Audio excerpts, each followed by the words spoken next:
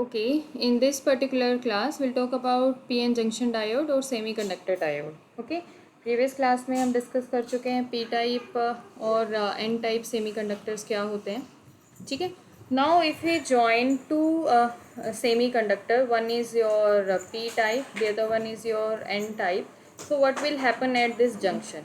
Okay, अगर हम दोनों को join करेंगे बिल्कुल फेस टू फेस तो क्या होगा आपको पता है. पी टाइप में आपके होल्स होते हैं अटैच, ठीक है, एटम के साथ. ऐसे ही एन टाइप में आपके एटम के साथ यहाँ पे इलेक्ट्रॉन्स अटैच हैं. ओके, तो यहाँ पे excess of holes and electrons हैं respectively in your P type and N type semiconductors. So when you join them, okay, जैसे आप इनको एक दूसरे के पास लेके आएंगे, आप इनको ज्वाइन करेंगे तो आपका जो है डिफ्यूज़न होगा, diffusion of charge particles, basically और मेजॉरिटी चार्ज पार्टिकल्स. ठीक है, जो भी आपके मेजॉरिटी चार्ज पार्टिकल्स हैं एन टाइप में क्या है आपके इलेक्ट्रॉन्स हैं. ठीक है, पी टाइप में क्या है आपके होल्स हैं. ठीक है, तो आपके पी टाइप में होल्स की कंसंट्रेशन ज़्यादा है as compare to your N type semiconductor. ऐसे ही एन टाइप में इलेक्ट्रॉन्स की कंसंट्रेशन ज़्यादा है बजाय कि पी टाइप का सेमीकंडक्टर में. तो यहाँ से जो आपके हैं इलेक्ट्रॉन्स जो है मूव करना शुरू करेंगे. ये सपोज एन टाइप है, ठीक है, and this is your P type. तो इलेक्ट्रॉन्स जो हैं आपके मूव करेंगे from N side to P side. ठीक है, ऐसे ही हम बोल सकते हैं कि आपके होल्स जो हैं वो आपके इस तरफ मूव कर रहे हैं from P side to N side. Okay, तो होता क्या है यहाँ पे ये जो जंक्शन जो है जहाँ पे आपका, ओके, तो यहाँ पे एनिलिएशन हो जाएगा. एनिलिएशन क्या है, यहाँ पे आपके होल्स हैं पी टाइप में और इलेक्ट्रॉन आपका मूव कर रहा है यहाँ से एन टाइप से पी टाइप में पहुँचा. तो यहाँ पे क्या हो गया, कॉम्बिनेशन हो गया. ठीक है, तो ऐसे ही यहाँ पे ये जो एटम था ये इससे जब इलेक्ट्रॉन यहाँ पे गया, ठीक है, तो ये इलेक्ट्रॉन यहाँ पे जो है एनिलिएट हो जाएगा. ठीक है, तो यहाँ पे जंक्शन पे जो है आपके अनकम्पनसेटेड जो चार्ज पार्टिकल्स जो हैं वो बच जाते हैं. ठीक है, और यहाँ पे एक बैरियर के जैसे आपका पोटेंशियल जो है क्रिएट हो जाता है जो कि अपोजिट पोलैरिटी का होगा. अपोजिट पोलैरिटी का मतलब यहाँ पे ये पी टाइप जो है तो यहाँ पे ये जो अनकम्पनसेटेड चार्जेस जो बचेंगे वो इलेक्ट्रॉन्स नेगेटिव चार्ज वाले होंगे. इधर एन टाइप में क्या होगा, आपके होल्स बचेंगे. कैसे, आप इस डायग्राम में इसको क्लियरली समझ सकते हैं. देखिए, ठीक है, ये एन रीजन था और ये था आपका पी रीजन. ठीक है, तो पी रीजन में तो क्या है, ये आपके नेगेटिव आयन है, इनके साथ ये सपोज होल्स आपके अटैच हैं. ठीक है, ऐसे ही यहाँ पे एन रीजन में ये आपके पॉजिटिव आयन है और इनके साथ इलेक्ट्रॉन अटैच है. तो एन रीजन में यहाँ पे इलेक्ट्रॉन की कॉन्सेंट्रेशन ज़्यादा, तो इलेक्ट्रॉन जो है आपके मूव करेंगे. ठीक है, तो यहाँ पे ये ज्वाइन हमने किया है, ये इधर तक, तो इस साइड जो है ये पी रीजन है और यहाँ पे ये इधर एन रीजन है. तो एन रीजन से इलेक्ट्रॉन गए पी रीजन में. ठीक है, तो यहाँ पे जो होल की वैकेंसी थी इसके साथ भी इनिशियली पहले यहाँ पे एक होल की वैकेंसी थी और यहाँ पे एक इलेक्ट्रॉन अटैच था. ठीक है, एक इलेक्ट्रॉन जो है यहाँ पे अटैच था. ओके, तो ये जो इलेक्ट्रॉन इसके साथ अटैच था ये जाएगा यहाँ पे एनिलिएट करेगा, तो ये इसका इलेक्ट्रॉन यहाँ गायब हो गया, ये सिर्फ पॉजिटिव आयन बच गया. ऐसे ही होल्स यहाँ पे इसमें इलेक्ट्रॉन कंबाइन होकर सिर्फ नेगेटिव आयन रह गया. तो इनको हम बोलते हैं अनकम्पनसेटेड आयन्स. ठीक है, तो यहाँ पे तो क्या सिर्फ ये नेगेटिव आयन रह गया, होल्स जो है आपका कंबाइन हो गया, इलेक्ट्रॉन और होल एनिलिएशन हो गया. ठीक है, यहाँ से इलेक्ट्रॉन चला गया, तो यहाँ पे क्या रह गया, सिर्फ पॉजिटिव चार्ज जो है यहाँ पे ये रह गया है. ठीक है, तो इन ये जो चार्जेस है जिनके पास कोई इलेक्ट्रॉन अटैच नहीं है, इसके पास कोई होल अटैच नहीं है, ओके, तो इनको हम बोलते हैं अनकम्पनसेटेड चार्ज पार्टिकल्स. ठीक है, तो ये क्या है, अब देखो यहाँ पे पी रीजन में तो नेगेटिव आयंस रह गए हैं और एन रीजन में यहाँ पे पॉजिटिव आयंस रह गए हैं. तो इनकी पोलैरिटी क्या हो गई, अपोजिट. तो यहाँ पे हम कहें कि एक पोटेंशियल जैसे क्रिएट हो गया है, ये नेगेटिव साइड है और यहाँ पे ये पॉजिटिव साइड है. ठीक है, ये पॉजिटिव टर्मिनल हो गया और ये हो गया आपका नेगेटिव टर्मिनल. अपोजिट क्यों बोल रहे हैं, यहाँ पे होल्स में तो आपका जो है पॉजिटिव चार्ज जो है वो एक्सेस में है, एन रीजन में नेगेटिव चार्ज एक्सेस में है, लेकिन ये जो पोटेंशियल जो बना इसकी पोलैरिटी क्या बनी, अपोजिट. नेगेटिव में पॉजिटिव बन गई है और पॉजिटिव में नेगेटिव बन गई है. अब ये जो रीज़न है जहाँ तक आपका कंपनसेटेड चार्जेस आपके एग्जिस्ट कर रहे हैं, ये एक लेयर इन्होंने दिखाई, ऐसी मल्टीपल लेयर्स भी हो सकती हैं. ठीक है ना, तो ये जितने डिस्टेंस तक आपके अनकम्पनसेटेड चार्जेस रह जाएंगे हमारे, ठीक है, तो वो जो लेयर है उसको हम बोलते हैं डिप्लेशन लेयर। जितनी लेंथ तक यहाँ पे पी एन जंक्शन, जहाँ पे जंक्शन आपका बना, जंक्शन का मतलब जॉइंट, ठीक है। तो इस जॉइंट पे क्या है आपका, ये अनकम्पनसेटेड चार्जेस बन जाएंगे और आपका अपोजिट पोलैरिटी का एक बैरियर पोटेंशियल क्रिएट हो जाएगा। अब हम इसको बैरियर पोटेंशियल क्यों बुला रहे हैं, ठीक है। बैरियर पोटेंशियल हम इसलिए बुला रहे हैं, अब यहाँ पे सपोज ये आपका लेयर बन गई है, डिप्लेशन लेयर बन गई है आपकी, तो अब यहाँ से और अगर होल्स यहाँ पे जाने की कोशिश करेंगे, ठीक है, ऐसे ही इलेक्ट्रॉन जो है वो यहाँ पे जाने की कोशिश करेंगे, तो इस इलेक्ट्रॉन को यहाँ इधर ये जो होल्स के साथ एनिलिएट करना है इधर वाले के साथ, क्योंकि ये तो अनकम्पनसेटेड, इनके पास तो कोई होल्स कुछ बचा नहीं है। तो ये इलेक्ट्रॉन यहाँ से इतनी दूर रीजन से यहाँ पे इस आना चाहता है, तो इसको क्या है, ये पूरा जो रीजन है डिप्लेशन लेयर जो है उसको ओवरकम करना पड़ेगा। तो ये जो डिप्लेशन लेयर है जिसको ओवरकम करके ही ये फाइनली एनिलिएट हो सकता है, तो ये क्या है, एक बैरियर के जैसे एक्ट करेगा। बैरियर मतलब रुकावट, ठीक है। तो इसको हम पोटेंशियल बुलाते हैं कि हाँ, क्योंकि ये नेगेटिव पॉजिटिव आपकी पोलैरिटी बन गई है, ठीक है। तो जैसे बैटरी में होते हैं ना पॉजिटिव टर्मिनल और नेगेटिव टर्मिनल, इस तरीके से ये एक्ट करेगा। तो इस इलेक्ट्रॉन को यहाँ पहुँचना है, ऐसे ही ये जो होल है इसको यहाँ पहुँचना है। तो बेसिकली वैसे होल्स नहीं मूव करते हैं आपके, ठीक है, मूव इलेक्ट्रॉन ही कर रहे होते हैं। तो ये इलेक्ट्रॉन यहाँ पे जब जा रहा है तो ये होल्स यहाँ पे ये लेयर फिर बन जाएगी, अगर ये इलेक्ट्रॉन्स यहाँ पे पहुँच गए हैं तो, ठीक है। तो आपकी डिप्लेशन लेयर जो है वो यहाँ तक एक्सटेंड हो जाएगी इस तरीके से, ओके। तो आपका लेकिन ऐसा नहीं है कि इनफाइनेटली ये जो है आपकी एक्सटेंड ही होती रहेगी, कि यहाँ पे ये इलेक्ट्रॉन यहाँ जाते रहेंगे तो दोनों साइड में आपकी जो डिप्लेशन लेयर है वो एक्सटेंड होती रहेगी, ऐसा नहीं है। ये up to a certain limit it will happen. कब तक होता रहेगा, जब तक आपका डिफ्यूज़न जो है आपका होता रहेगा। डिफ्यूज़न क्या है, डिफ्यूज़न है आपका movement of charge particle because of the difference in concentration, ठीक है। आपने जैसे होता है ना कि दो मिक्सचर आप एक कोई आपने बर्तन लिया, ठीक है, आप उसमें मिक्सचर अगर आप ऐड करोगे, एक बीच में आपने एक मेम्ब्रेन लगा दिया, यहाँ पे सब एक इस तरीके से करते हैं इसको, मैंने एक बॉक्स लिया और उसमें ये पार्टीशन कर दिया, ठीक है। यहाँ पे पानी का लेवल इतना है सपोज, और यहाँ पे है पानी का लेवल इतना ज़्यादा। अगर मैं यहाँ पे बीच में कोई होल कर दूँ, ठीक है, तो ये क्या करेगा, पानी का जहाँ पे हायर पोटेंशियल है, मतलब जहाँ पे इसकी पानी की वैल्यू ज़्यादा है, ज़्यादा पानी है, तो वो क्या कम पानी की तरफ जाएगा। ये कब तक जाता रहेगा, जब तक ये दोनों लेवल इक्वल नहीं आ जाते हैं। तो इसको हम बोलते हैं मूवमेंट बिकॉज ऑफ डिफ्यूज़न। यहाँ पे ज़्यादा है चीज़ और यहाँ पे है कम, ठीक है। कॉन्सेंट्रेशन का मतलब क्या है, नंबर ऑफ पार्टिकल्स। यहाँ पे एन रीजन में इलेक्ट्रॉन जो हैं आपके ज़्यादा हैं, पी रीजन में इलेक्ट्रॉन्स की है कमी, तो इलेक्ट्रॉन्स जो है यहाँ पे जाते रहेंगे, ठीक है। अब इस केस में, वाटर के केस में तो क्या था कि ये लेवल जब तक बराबर नहीं होगा तब तक ये आपका डिफ्यूज़न होता रहेगा। यहाँ पे क्या हो जाता है, आपका बीच में बैरियर बन जाता है, ठीक है। अब आपको ये क्या नाम है, डिफ्यूज़न अगर करना है तो पहले इस बैरियर पोटेंशियल को ओवरकम करना पड़ेगा। तो आफ्टर सर्टेन टाइम जब आपका बैरियर जो है वो सफिशेंटली हाई मतलब बन जाता है, ठीक है, एक फिक्स वैल्यू इसकी जर्मेनियम की और सिलिकॉन की होती है, ठीक है। उसके बाद क्या है, अगर आपने कोई एक्सटर्नल सोर्स नहीं लगाया है, ये टर्मिनल है, ठीक है, इन टर्मिनल पे अगर आपने कोई एक्सटर्नल सोर्स मतलब बैटरी वगैरह नहीं कनेक्ट की है, तो आपका मूवमेंट जो है आफ्टर सर्टेन टाइम बंद हो जाएगा। शुरू में तो डिफ्यूज़न होगा, बैरियर लेयर जैसे ही बनी, पोटेंशियल जैसे ही बना, आपका जो है डिफ्यूज़न होना हो जाएगा बंद after the formation of this barrier potential, okay. तो इस तरीके से आपका क्या बनता है, इसको हम बोलते हैं PN junction, okay. PN junction की प्रॉपर्टी क्या है, अभी हमने देखा कि जंक्शन पे आपके बैरियर पोटेंशियल बनेगा, ठीक है। यहाँ पे अब मैं इसको क्लीन कर देती हूँ, एक सेकेंड। जैसे ही आपने पीओ टाइप को ज्वाइन किया, जंक्शन पे आपका बन जाएगा बैरियर पोटेंशियल। तो बैरियर पोटेंशियल जो है इसकी प्रॉपर्टी है पीएन जंक्शन की, और इसको हम बोलते हैं डायोड। डायोड का सिंबल क्या होगा, पी टाइप को तो हम ये ट्रायंगल से शो करेंगे, एन साइड को हम एक वर्टिकल लाइन से शो करते हैं, तो ये इसको हम बुलाते हैं डायोड, ठीक है। डायोड क्या है, सिंपल एक पीएन जंक्शन होता है, उसको हम डायोड बुलाते हैं, ठीक है। डायोड के अब हम अलग अलग टाइप जो है आगे फ्यूचर में पढ़ेंगे।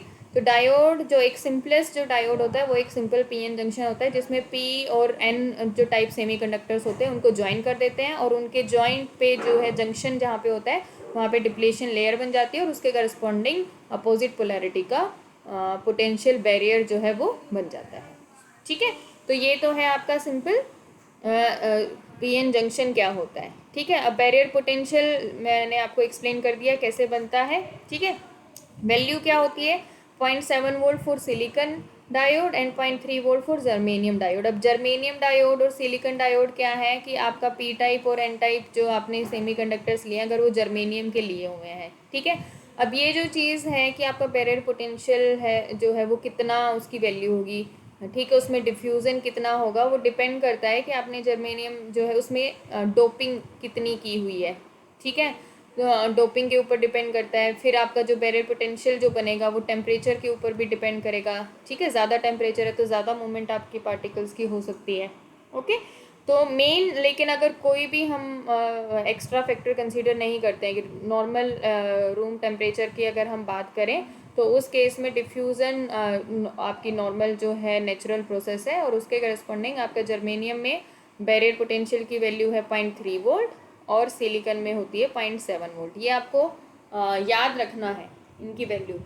ठीक है, 0.3 वोल्ट एंड 0.7 वोल्ट। ओके, ठीक है, अब ये डिप्लेशन लेयर की बात कर रहे हैं तो डिप्लेशन लेयर जो है, ठीक है, वो अभी मैंने आपको बताया कि जो आपके ये यहाँ पे जंक्शन पे जो आपका पोटेंशियल क्रिएट हो रहा है ये आपका पी टाइप और एन टाइप था। यहाँ पे ये जो लेयर जो आपकी बन रही है, ठीक है, अपोजिट पोलैरिटी आपकी क्रिएट हो रही है, ये पी टाइप है सपोज, ये एन टाइप है। ठीक है, तो इस लेयर को जिसमें अनकम्पनसेटेड चार्जेस हैं उसको हम डिप्लेशन लेयर बोलते हैं। तो कोई भी पार्टिकल, अब इलेक्ट्रॉन है, मेजॉरिटी चार्ज पार्टिकल्स जो हैं, ठीक है, उनको ओवरकम इधर से एन रीजन से पी रीजन में जाना है तो इस डिप्लेशन लेयर को पूरा कवर करके ही वो यहाँ पे पहुँच सकता है। ठीक है, ये डिप्लेशन लेयर जो है इसकी विड्थ जो है वो पैरामीटर्स डिपेंडेंट है, आपने यही कितनी डोपिंग की हुई है, कितनी टेम्परेचर आपने लिया हुआ है। और इस लेयर को sometime we also call space charge layer. ठीक है, ठीक है, डिप्लेशन लेयर भी बोलते हैं और स्पेस चार्ज लेयर भी बोलते हैं। स्पेस चार्ज लेयर क्या होता है, स्पेस चार्ज इफेक्ट आपने पढ़ा होगा कि फिलामेंट के पास यहाँ पे इलेक्ट्रॉन्स जो है जनरेट हो जाते हैं and they further inhibit the particle of same charges. और इलेक्ट्रॉन यहाँ पे आ रहे हैं तो इस रीजन में और इससे ज़्यादा मूव नहीं करते, कि हम बोलते हैं स्पेस चार्ज क्रिएट हो गया। स्पेस चार्ज का मतलब क्या होता है कि एक पर्टिकुलर रीजन जहाँ पे same kind of charges accumulate हो रखे हैं और वो सेम काइंड ऑफ चार्ज को फिर अपोज करता है उसके मूवमेंट को। तो यहाँ पे क्या है, ये इलेक्ट्रॉन को अपोज कर रहा है एन साइड में, तो यहाँ पे ये इसका स्पेस चार्ज रीजन क्रिएट हो गया है। इधर ये होल्स की मूवमेंट को अपोज कर रहा है तो यहाँ पे होल्स की करस्पॉन्डिंग स्पेस चार्ज लेयर जो है क्रिएट हो गई है। ओके, नाउ अब हम बात करते हैं बाइसिंग की। ठीक है, तो पोटेंशियल बैरियर आपका ऑटोमेटिकली क्रिएट हो रहा है जब अगर आप कोई सोर्स भी नहीं लगा रहे हैं, एक्सटर्नल सोर्स भी अगर नहीं लगा रहे हैं।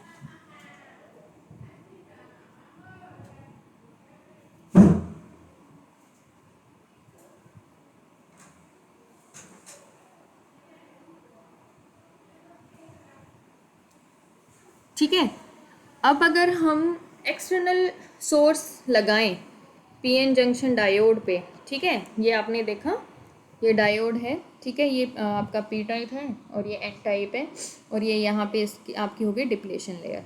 ओके, और इसको मैंने एक एक्सटर्नल बैटरी से कनेक्ट कर दिया है। ओके, यहाँ पे की है, की तो ऑन ऑफ अगर हो रहा है उसके लिए है। ओके, तो आपने देखा यहाँ पे ये जो पी टाइप था, अगर मैंने इसको बैटरी के पॉजिटिव टर्मिनल से कनेक्ट कर दिया है और नेगेटिव एन टाइप जो रीज़न है उसको मैंने नेगेटिव टर्मिनल से कनेक्ट कर दिया है। ठीक है, तो क्या होता है यहाँ पे इस तरीके की जो हमने जो टर्मिनल्स को अटैच किया कि पी टाइप को पॉजिटिव से एन टाइप को नेगेटिव से, तो हम बोलते हैं कि फॉरवर्ड बाइसिंग आपकी हो गई है। ठीक है, फॉरवर्ड बाइसिंग में क्या होता है कि आपका जो पॉजिटिव टर्मिनल है वो तो क्या होल्स को तो अपोज करेगा। ठीक है, और यहाँ से ये जो इलेक्ट्रॉन्स जो आ रहे थे इनको अट्रैक्ट करेगा अपनी तरफ, इस टर्मिनल की तरफ आने के लिए। ठीक है, ऐसे ही ये नेगेटिव टर्मिनल है, ये नेगेटिव टर्मिनल जो है इन इलेक्ट्रॉन्स को पुश करेगा कि वो इस डायरेक्शन में चलें। ठीक है, तो इलेक्ट्रॉन का मूवमेंट जो डिफ्यूज़न का हो रहा था वो इसी डायरेक्शन में हो रहा था कि एन टाइप से पी टाइप में जा रहे थे मेजॉरिटी चार्ज कैरियर, और अब ये हमने बाइसिंग जो है इस तरीके से कर दी है कि ये फर्दर इसके मूवमेंट को सपोर्ट कर रहे हैं, फेवर कर रहे हैं। ठीक है, तो उससे क्या होगा, और ज़्यादा नंबर ऑफ इलेक्ट्रॉन्स जो हैं एन रीजन से पी रीजन में जाएंगे, ठीक है। और आपका यहाँ पे ये करंट जो है आपका फ्लो होगा सर्किट में, ओके। तो आप जो है यहाँ पे इस केस में बोल सकते हैं कि आपका जो करंट की वैल्यू जो है फॉरवर्ड बाइसिंग में, ठीक है, वो आपकी इंक्रीज हो जाएगी एकदम से, ओके। तो पी एन रीजन से इलेक्ट्रॉन जो है आपके पी रीजन में जाएंगे। क्यों? क्योंकि हमने बैटरी के जो पोलैरिटी जो है वो इस तरीके से लगाई है कि वो इलेक्ट्रॉन के मूवमेंट को सपोर्ट करेंगे, ठीक है। यहाँ से इलेक्ट्रॉन नेगेटिव टर्मिनल से इधर से तो पुश होगा इसको, और इधर ये पॉजिटिव टर्मिनल जो है इसको अट्रैक्ट करेगा, तो इलेक्ट्रॉन का जो मूवमेंट है वो आपका होगा। अब देखो इलेक्ट्रॉन का मूवमेंट है ऐसे, एन टाइप से पी टाइप में ऐसे जा रहा है, तो करंट का डायरेक्शन क्या होना चाहिए, ऐसे होता भी यही है। पॉजिटिव टर्मिनल से ही आपका करंट का डायरेक्शन हम अज्यूम करते हैं। तो यहाँ पे आई एफ देखो, ये करंट इन्होंने ऐसे इस डायरेक्शन में अज्यूम किया हुआ है कि इस डायरेक्शन में, ये डॉट डॉट जो है ये तो आपके इलेक्ट्रॉन्स मूव कर रहे हैं, और करंट का डायरेक्शन है इसके अपोजिट। तो करंट जो है आपका इस तरीके से चल रहा है, करंट आपका इस तरीके से चल रहा है। अब डायोड के अंदर तो क्या होता है, किसकी मूवमेंट हो रही है, आपकी इलेक्ट्रॉन्स और होल्स दोनों की मूवमेंट हो रही है। होल्स इधर जा रहे हैं, इलेक्ट्रॉन्स इधर जा रहे हैं। डायोड के अंदर तो इस तरीके से मूवमेंट हो रहा है। सर्किट के बाहर क्या हो रहा है कि सिर्फ आपके इलेक्ट्रॉन की मूवमेंट हो रही है। ये इलेक्ट्रॉन जो है यहाँ पे, अब इसके इलेक्ट्रॉन जो है ये इसमें पॉजिटिव टर्मिनल में जाएंगे, और उसके करस्पॉन्डिंग नेगेटिव टर्मिनल से फर्दर इलेक्ट्रॉन निकल के ये इधर इसमें एंटर करेंगे, ओके। तो इस तरीके से आपका जो है एक क्लोज सर्किट जो बन जाता है। अब इसको हम शो करते हैं इस तरीके के डायग्राम से। ये यहाँ पे डायोड, अब इसमें हर बार हम ये इस तरीके का पी एन डायोड और इसका बैरियर पोटेंशियल ऐसे नहीं शो करेंगे, सिंपल डायोड का सिंबल लगा देंगे। तो उसमें बाय डिफ़ॉल्ट हमें पता है कि हाँ पी एन जंक्शन है, तो इसके अंदर बैरियर पोटेंशियल भी होगा, ठीक है। तो यहाँ पे ये पी टाइप है, ठीक है। ये जो ट्राइंगल है अभी सिंबल मैंने बताया था, तो इसको हमने पॉजिटिव बैटरी से टर्मिनल से कनेक्ट किया हुआ है, एन टाइप को हमने नेगेटिव टर्मिनल से कनेक्ट किया हुआ है, और पॉजिटिव साइड से आपका सर्किट में करंट आई एफ इस तरीके से फ्लो हो रहा है। करंट की डायरेक्शन हो गई है ये, ओके। अब होता क्या है, जब आप फॉरवर्ड बाइसिंग करते हैं तो इनिशियली क्या होता है, जैसे सिलिकॉन की बात करते हैं हम, सिलिकॉन के केस में 0.7 इलेक्ट्रॉन वोल्ट वैल्यू थी आपकी बैरियर पोटेंशियल की, ठीक है। बैरियर पोटेंशियल की वैल्यू हमने कहा था 0.7 इलेक्ट्रॉन वोल्ट है। मीन्स जब अगर हमने कोई एक्सटर्नल सोर्स नहीं लगाया है तो यहाँ पे ये जो पोटेंशियल क्रिएट हो रहा है इसकी वैल्यू है यहाँ पे 0.7 वोल्ट, ठीक है। तो जब तक आप एक्सटर्नल सोर्स की वैल्यू, अगर सपोज आपने लगा दी 0.5 इलेक्ट्रॉन वोल्ट, ठीक है, 0.5 इलेक्ट्रॉन वोल्ट तो इस पोटेंशियल से कम है, ठीक है। तो आपका इलेक्ट्रॉन जो है उसको चाहिए 0.7 इलेक्ट्रॉन वोल्ट से ज़्यादा एनर्जी, तो आप जो है इसमें पॉसिबल ही नहीं हो पाएगा कि इलेक्ट्रॉन जो है इधर इस टर्मिनल में चला जाए। तो आपको जो है हमेशा ग्रेटर देन बैरियर पोटेंशियल जो है एक्सटर्नल बैटरी अप्लाई करनी पड़ेगी। मीन्स सपोज आपने 2 इलेक्ट्रॉन वोल्ट की लगा दी, तो 2 इलेक्ट्रॉन वोल्ट में से क्या होगा, 0.7 तो आपका यूटिलाइज हो गया बैरियर पोटेंशियल को ओवरकम करने में। 1.3 जो रह गया है वो आपकी काइनेटिक एनर्जी जो है इलेक्ट्रॉन की बन जाएगी, और वो मूव करेगा इस तरीके से। और हम इसको समझ सकते हैं कि इनिशियली यहाँ पे सपोज आपका ये पोटेंशियल है और ये है आपका करंट, ठीक है। तो आपका जो पोटेंशियल है, जब तक यहाँ पे ये सपोज ये 1 इलेक्ट्रॉन वोल्ट, ये 2 इलेक्ट्रॉन वोल्ट, ये 3 electron volt and so on, तो ये सपोज यहाँ पे इसके पास आएगा 0.7 इलेक्ट्रॉन वोल्ट। जब तक आपका पोटेंशियल 0.7 इलेक्ट्रॉन वोल्ट नहीं हो जाता है तब तक आपको कोई सिग्निफिकेंट अमाउंट ऑफ करंट नहीं मिलता है। और इसके बाद जैसे ही 0.7 से ऊपर जाता है करंट आपका ओवरशूट हो जाता है। ओवरशूट होने का मतलब क्या है, अब ऐसा नहीं है कि यहाँ पे सिर्फ एक ही इलेक्ट्रॉन है और उसी को सिर्फ आपका इतना एनर्जी मिलेगा, ठीक है। ये जितने भी इलेक्ट्रॉन्स यहाँ पे इसके नियरेस्ट नेबरहुड में होंगे वो सब के सब मूव करेंगे, सबको बहुत सारी एनर्जी जो है एकदम से मिल जाएगी जैसे आपने एक्सटर्नल सोर्स लगाया। तो ये सारे जो है मूव करना शुरू करेंगे, तो एकदम से आपका करंट जो है वो बहुत ज़्यादा बढ़ जाएगा, ठीक है। इसको हम बोलते हैं फॉरवर्ड करंट। फॉरवर्ड करंट क्या है, आपने फॉरवर्ड बाइसिंग जब की हुई है तो उस करंट की वैल्यू जो है वो, ठीक है। तो हम देखते हैं जब आप फॉरवर्ड बाइसिंग करते हैं तो बैरियर पोटेंशियल जब तक ओवरकम नहीं होता है तब तक आपका करंट जो है वो ज़ीरो रहेगा, आइडियली ज़ीरो रहेगा, बट देर मतलब थोड़ा सा हल्का सा करंट होता है आपका, ठीक है। और फिर आपका एकदम से ओवरशूट हो जाएगा, ठीक है। इसको हम बोलते हैं forward biasing characteristic, I V characteristic, ठीक है, या वी आई करेक्टरिस्टिक भी बोलते हैं। फॉरवर्ड बायसिंग, ठीक है, फॉरवर्ड बायस्ड वी करेक्टरिस्टिक हम बोलते हैं इसको, आई और वी का जो ग्राफ आपका बन रहा है उसको, ठीक है। तो आपका जैसे ही आप फॉरवर्ड बायसिंग करते हुए तो आप इस तरीके से भी अज्यूम कर सकते हो कि आपके ये जो बैरियर पोटेंशियल का जो विड्थ है ये हो जाती है कम, क्योंकि ये फोर्स कर रहा है। कैसे फोर्स कर रहा है? इलेक्ट्रॉन को तो यहाँ पुश कर रहा है और होल्स को इस तरफ पुश कर रहा है, तो ये जो बैरियर पोटेंशियल है इसकी विड्थ जो है वो कम हो जाती है, तो इलेक्ट्रॉन्स के लिए ओवरकम करना इसको हो जाता है आसान। तो हम फॉरवर्ड बाइसिंग को इस तरीके से भी समझ सकते हैं कि बैरियर पोटेंशियल जो है, ठीक है, डिप्लीशन लेयर जो है फॉरवर्ड बाइसिंग होने की वजह से आपकी जो है उसकी लेंथ हो जाती है कम, ठीक है, फॉरवर्ड बाइसिंग में। ओके, तो डिप्लीशन लेयर कम हो गई तो ऑब्वियसली इलेक्ट्रॉन का मूवमेंट और करस्पॉन्डिंगली होल्स का मूवमेंट फ्रॉम पी साइड वो हो जाता है easy. Now let us talk about your reverse biased PN junction, ठीक है। रिवर्स बायस्ड पीएन जंक्शन में क्या होता है, आपका ये पीएन जंक्शन हमने लिया हुआ है और पी टाइप जो है उसको हमने नेगेटिव टर्मिनल से कनेक्ट किया हुआ है और एन टाइप जो टर्मिनल है उसको हमने पॉजिटिव टर्मिनल से कनेक्ट किया हुआ है, ठीक है। अब ये क्या करेंगे, इधर से तो ये होल्स हैं, इनको तो ये नेगेटिव टर्मिनल अट्रैक्ट करेगा, इधर ये इलेक्ट्रॉन जो है ये अट्रैक्ट होंगे आपके पॉजिटिव टर्मिनल से, तो बजाय कि यहाँ जाने के ये अपोजिट साइड में मूव करेंगे, पी रीजन में से होल्स इधर जाएंगे और एन रीजन से इलेक्ट्रॉन्स जो है वो यहाँ पे मूव करेंगे, तो आपकी डिप्लेशन लेयर की विड्थ क्या हो जाएगी, बढ़ जाएगी, ठीक है। ये तो और इधर अपोजिट साइड में जाना शुरू कर देंगे, ठीक है। तो डिप्लेशन लेयर की विड्थ जो है आपकी बढ़ गई है। उस केस में क्या होगा, आप कोई भी मेजॉरिटी चार्ज कैरियर जो है वो इधर जो इनकी जो प्रीवियस केस में जो डायरेक्शन थी उसमें मूव ही नहीं करेगा, तो मेजॉरिटी चार्ज कैरियर के लिए तो पॉसिबल नहीं है कि वो ज़्यादा डिप्लेशन लेयर जो है ज़्यादा जो आपकी बन गई कि उसको ओवरकम कर पाए, ठीक है। तो ये क्या करेंगे, मेजॉरिटी चार्ज कैरियर्स तो आपकी इधर अपोजिट डायरेक्शन में अट्रैक्ट हो रहे हैं, बट माइनॉरिटी चार्ज कैरियर्स जो हैं, अब हर एक जो आपका पी टाइप है या एन टाइप सेमीकंडक्टर है उसमें मेजॉरिटी चार्ज कैरियर के साथ साथ माइनॉरिटी चार्ज कैरियर्स भी होते हैं। तो एन टाइप में माइनॉरिटी चार्ज कैरियर्स क्या हो गए, होल्स, ठीक है। उधर से पी टाइप में माइनॉरिटी चार्ज कैरियर्स क्या हो गए, इलेक्ट्रॉन्स, तो यहाँ से ये माइनॉरिटी चार्ज कैरियर इलेक्ट्रॉन्स जो हैं वो ओवरकम कर देंगे इसको। क्यों करेंगे, क्योंकि ये इलेक्ट्रॉन्स हैं, इधर नेगेटिव टर्मिनल से इनको तो पुश मिलेगा, ओके, और इधर से होल्स जो हैं इनको पॉजिटिव टर्मिनल से इधर की तरफ पुश मिलेगा, so they will overcome this barrier potential, इनके लिए जो है ये फेवरेबल रहेगा, ओके। तो हमारा जो वी आई करेक्टरिस्टिक अगर हम देखेंगे फॉरवर्ड बाइसिंग में तो हमने देखा था कि आपका ये 0.7 तक कोई करंट नहीं मिला था और फिर एकदम से ओवरशूट हो गया था आई वर्सेस वी अगर हम बना रहे हैं, ठीक है। रिवर्स बाइसिंग में क्या हो गया, एक तो आपके टर्मिनल्स ही अपोजिट हो गए हैं, तो यहाँ पे ये सपोज इस तरफ हमने ये 0.7 था, ये सपोज 1 और ये इधर 2 3 4 इलेक्ट्रॉन वोल्ट लिया है, इधर क्या बन जाएगा फिर -1 -2 -3 एंड -4, ठीक है।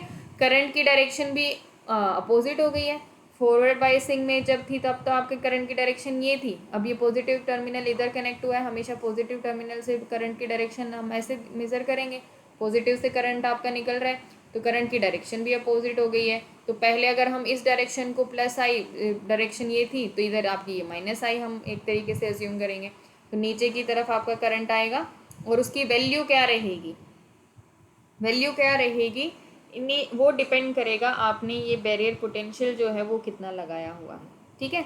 बैरियर पोटेंशियल जो है आप वेरी करते रहें, वेरी करने का मतलब क्या है, पहले आपने बहुत कम बैरियर पोटेंशियल लगाया हुआ है तो इनिशियली आपको कोई मतलब करंट की वैल्यू नहीं मिलेगी, ठीक है, कोई करंट की वैल्यू नहीं मिलेगी, ज़ीरो अमाउंट ऑफ करंट मिलता रहेगा आपको, हल्का सा बिल्कुल हल्का सा करंट ऐसे इसको मिलता रहेगा, this current is because of the minority charge carriers, ठीक है। माइनॉरिटी हम बोल ही रहे हैं तो इनका नंबर तो ऑब्वियसली कम है, अब जितना नंबर ऑफ इलेक्ट्रॉन्स आपके होते हैं, ज़्यादा नंबर ऑफ इलेक्ट्रॉन्स है तो अमाउंट ऑफ करंट जो है मैग्नीट्यूड ऑफ करंट भी उतना ही बढ़ता है, माइनॉरिटी का तो नंबर ही कम है तो ऑब्वियसली आपका करंट का जो ये वैल्यू जो है, ये जो वैल्यू है करंट की ये तो बिल्कुल स्मॉल रहेगी, तो ये इतना स्मॉल अमाउंट ऑफ करंट आपका फ्लो होता रहेगा, बट आफ्टर सर्टेन वोल्टेज, ठीक है, एकदम से क्या होगा, ये करंट जो है आपका बढ़ जाएगा, ओवरशूट हो जाएगा रिवर्स डायरेक्शन में भी, तो इसको हम बोलते हैं इस प्रोसेस को ब्रेक डाउन, ठीक है। और रिवर्स बायस हमने की हुई है तो हम इसको बोलते हैं रिवर्स ब्रेकडाउन। ठीक है, रिवर्स बायसिंग क्या है कि पी को हमने नेगेटिव से कनेक्ट किया हुआ है, एन टाइप को हमने पॉजिटिव टर्मिनल से कनेक्ट किया हुआ है, रिवर्स उल्टा किया हुआ है। तो रिवर्स ब्रेकडाउन वोल्टेज क्या हो जाएगी, अगर कोई आपसे पूछे what is reverse breakdown voltage, तो रिवर्स डायरेक्शन में। ठीक है, रिवर्स बायसिंग हमने की हुई है पीएन जंक्शन की, और आपके एक सर्टेन वोल्टेज पे करंट जो है ओवरशूट कर जाता है, तो उस पर्टिकुलर वोल्टेज को हम रिवर्स ब्रेकडाउन वोल्टेज बोलते हैं। अब जो ब्रेकडाउन है वो आपके हैं दो टाइप के, एक आपका जीनर ब्रेकडाउन है, ठीक है, और एक है आपका एवलांचे। अब इनको हम समझते हैं। जीनर ब्रेकडाउन और एवलांचे ब्रेकडाउन जो है, ठीक है, ये इन्होंने करेक्टरिस्टिक की बात की हुई है जो मैंने आपको बता दिया है। ठीक है, रिवर्स ब्रेकडाउन की करेक्टरिस्टिक अभी मैंने आपको जो ये बताई है ये कि आपका ये आइडियली ये थोड़ा सही नहीं है, इसको इस तरीके से हमें बनाना चाहिए कि थोड़ा सा रिवर्स सैचुरेशन, ये आपका करंट जो है रिवर्स सैचुरेशन करंट भी हम इसको बुलाते हैं।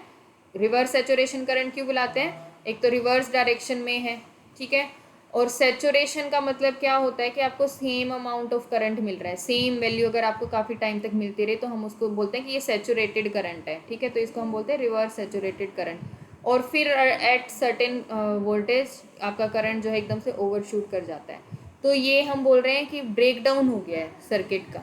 ठीक है, ब्रेकडाउन जो है आपके दो टाइप के मैंने बताया कि जीनर ब्रेकडाउन होता है और एक एवलांचे ब्रेकडाउन होता है। अब जीनर ब्रेकडाउन में क्या होता है, जीनर ब्रेकडाउन जो है और एवलांचे ब्रेकडाउन जो है ये डिपेंड करते हैं आपके डोपिंग लेवल पे।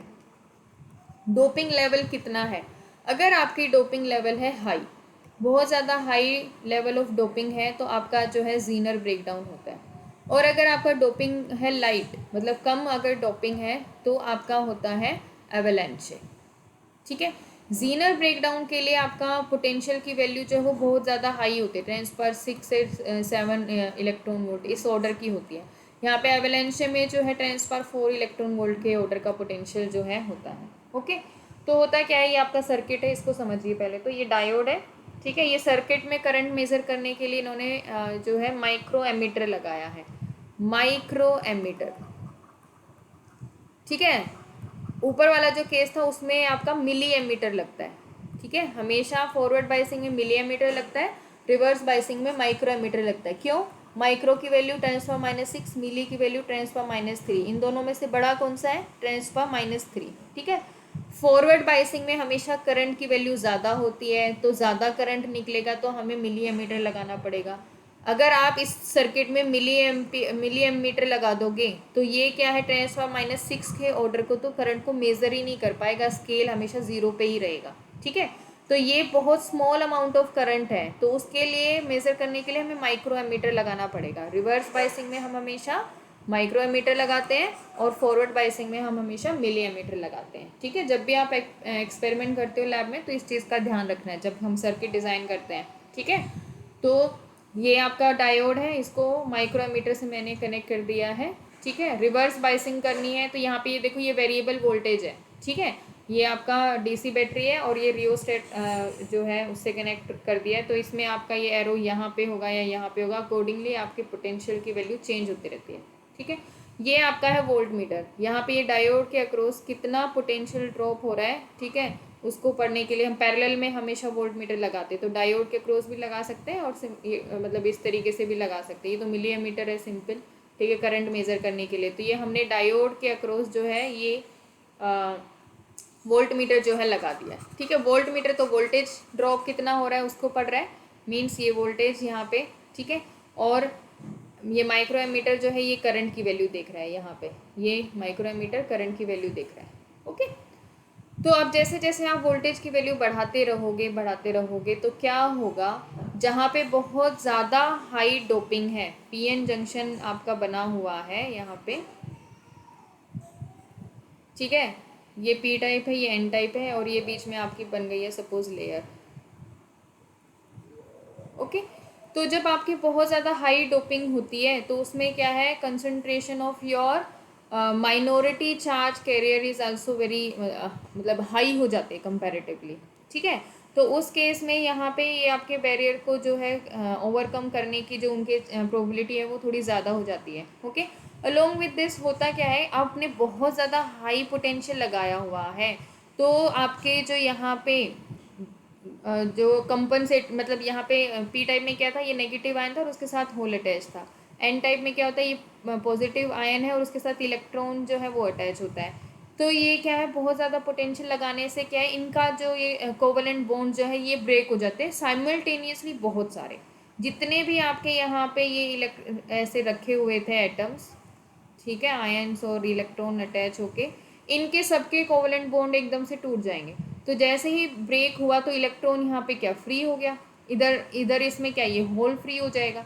तो आपके बहुत सारे चार्ज कैरियर्स जो हैं एकदम से अवेलेबल हो जाएंगे, ठीक है। तो आपके जो है इसमें करंट जो है एकदम से ओवरशूट हो जाएगा। ओके, ठीक है। तो यहाँ पे आपके माइनॉरिटी चार्ज कैरियर्स क्या थे, इलेक्ट्रॉन्स, ठीक है। ये इलेक्ट्रॉन्स जो है आपके निकलेंगे यहाँ से पी से, और इधर माइनॉरिटी चार्ज कैरियर क्या थे, होल्स। तो ये जो है बहुत सारे आपके माइनॉरिटी चार्ज कैरियर्स जो है अवेलेबल हो जाएंगे अगर आपकी बहुत ज़्यादा हाई डोपिंग है। हाई डोपिंग में माइनॉरिटी की जो चार्ज कैरियर्स है कंपेरेटिव टू लाइट डोपिंग, अगर हमने दो मटेरियल ले लिए हैं, एक की हाई डोपिंग है तो इसमें क्या है, मेजोरिटी चार्ज कैरियर के साथ साथ माइनॉरिटी चार्ज कैरियर की कंसंट्रेशन भी हाई होगी as compare to a lighter dope, ठीक है। तो लाइटर में तो क्या है, आपकी मेजोरिटी और माइनॉरिटी दोनों की ही कंसंट्रेशन कंपेरेटिवली लेस है as compare to heavily doped जो आपका आता है मटेरियल उसके, ठीक है। तो माइनॉरिटी चार्ज कैरियर की कंसंट्रेशन भी डोपिंग बहुत ज़्यादा हाई होने से बढ़ जाती है, और आपने इतना हाई पोटेंशियल लगा दिया है तो ये आपके कोवलेंट बॉन्ड्स जो है एकदम से ब्रेक हो जाते हैं। तो बहुत सारे number of minority charge carriers आपके अवेलेबल हो जाते हैं, और जिसकी वजह से आपका करंट जो है आपको बहुत ज़्यादा हाई मिलता है। ओके, फिर सेकंड अगर हम एवलेंशे की बात करें तो एवलेंशे में क्या होता है, डोपिंग तो बहुत ज़्यादा नहीं है, ठीक है। तो कंसंट्रेशन तो माइनॉरिटी चार्ज कैरियर की नहीं बढ़ रही है, मतलब बहुत ज़्यादा नहीं है, ठीक है, कि जिसकी वजह से हमें ज़्यादा करंट मिले। लेकिन होता क्या है कि अब ये पोटेंशियल जो हम लगा रहे हैं वो भी इतना ज़्यादा हाई नहीं लगा रहे हैं कि आपका जो है कोवलेंट बॉन्ड्स ब्रेक हो जाए, लेकिन ये जो पोटेंशियल है that is sufficient enough to give kinetic energy sufficient to the electrons कि वो किसी एटम के साथ जो है कोलाइड करे और एक और फर्दर इलेक्ट्रॉन जो है रिलीज कर दे। फिर ये मतलब इस तरीके से समझें, हाँ भैया मैं इसको हटा देती हूँ।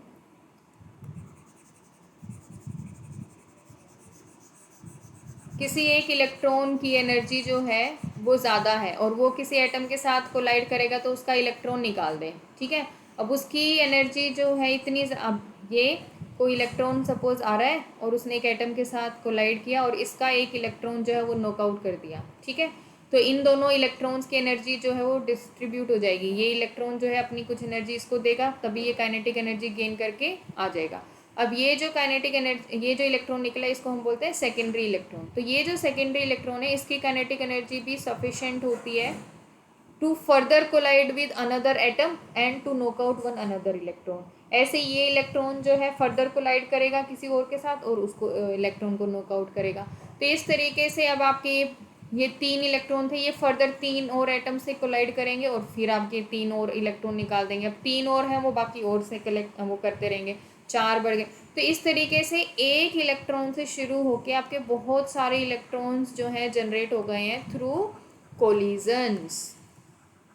और कोलिजन्स में क्या हो रहा है कि इलेक्ट्रॉन के पास सफिशिएंट अमाउंट ऑफ एनर्जी है करस्पॉन्डिंग टू दिस, एंड वो क्या है कोलिजन के थ्रू फर्दर इलेक्ट्रॉन जो है इजेक्ट आउट करते रहते हैं, और वो इलेक्ट्रॉन्स जो हैं they are available for this current. तो एकदम से जब ये एवलेंशे मतलब बहुत सारे इलेक्ट्रॉन्स आपके अवेलेबल हो जाते हैं करंट के लिए, तो आपका करंट फिर से बढ़ जाता है और इसको हम बोलते हैं एवलेंशे मल्टीप्लिकेशन या सिंपली एवलेंशे ब्रेकडाउन, ठीक है। तो ये दोनों में ही सेम प्रोसेस हो रही है कि बहुत सारे एकदम से ऑल ऑफ अ सडन बहुत सारे चार्ज कैरियर आपके अवेलेबल हो जाते हैं करंट के लिए इन रिवर्स डायरेक्शन, ठीक है।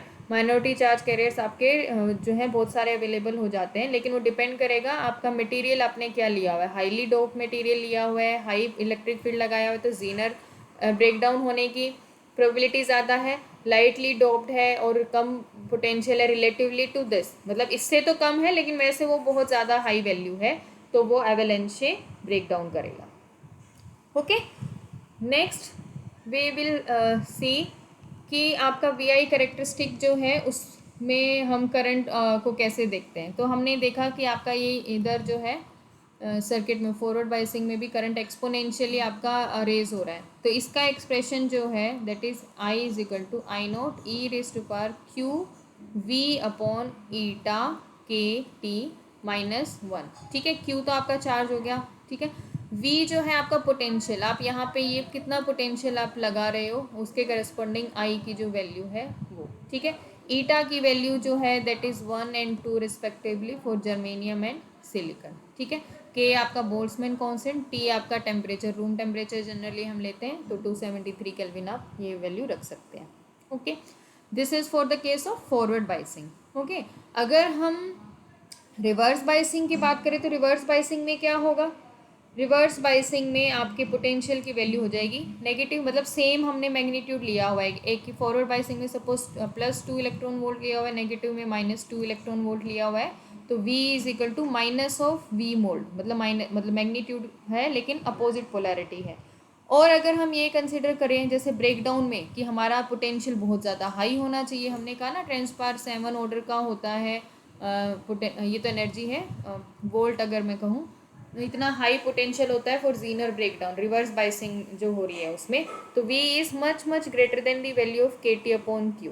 ठीक है, तो ये यहाँ पे KT अपॉन Q इसको लिख सकते हैं, Q को अगर मैं इधर ले आऊँ तो। ठीक है, तो इसको मैंने लिख दिया I is equal to I naught V mod negative sign के साथ KT अपॉन Q -1 for your reverse biasing. ठीक है, रिवर्स बाइस वोल्टेज के लिए ऊपर जो केस था that was for forward biasing. ठीक है, अब इसकी वैल्यू, ये वैल्यू बहुत ज़्यादा है V की वैल्यू ब्रेकडाउन के टाइम पे, तो E raise to power -infinity that can be written as like this. ठीक है, E raise to power infinity is infinity, it will be 0। तो यहाँ पे ये क्वांटिटी जो है that will tend to have value towards 0, तो ये कंपोनेंट तो आपका हो जाएगा 0। तो I not 0 -1 means I is equal to -I not value जो है वो बन जाएगा। तो इसका कहने का मतलब क्या है कि जो रिवर्स करंट है that is independent of applied voltage in case of your breakdown voltage. फिर वो वोल्टेज का फंक्शन नहीं रहता है, वो ऑटोमेटिकली आपकी जो मैक्सिमम वैल्यू जो पॉसिबल है वहाँ पे पहुँच जाएगा। ठीक है, इसको हम रिवर्स सैचुरेशन करंट भी बुलाते हैं। आई नोट की मैक्सिमम वैल्यू जो है आपकी जो हमें मिल जाती है। ठीक है, तो रिवर्स सैचुरेशन करंट। अब हम बात करते हैं रेजिस्टेंस की।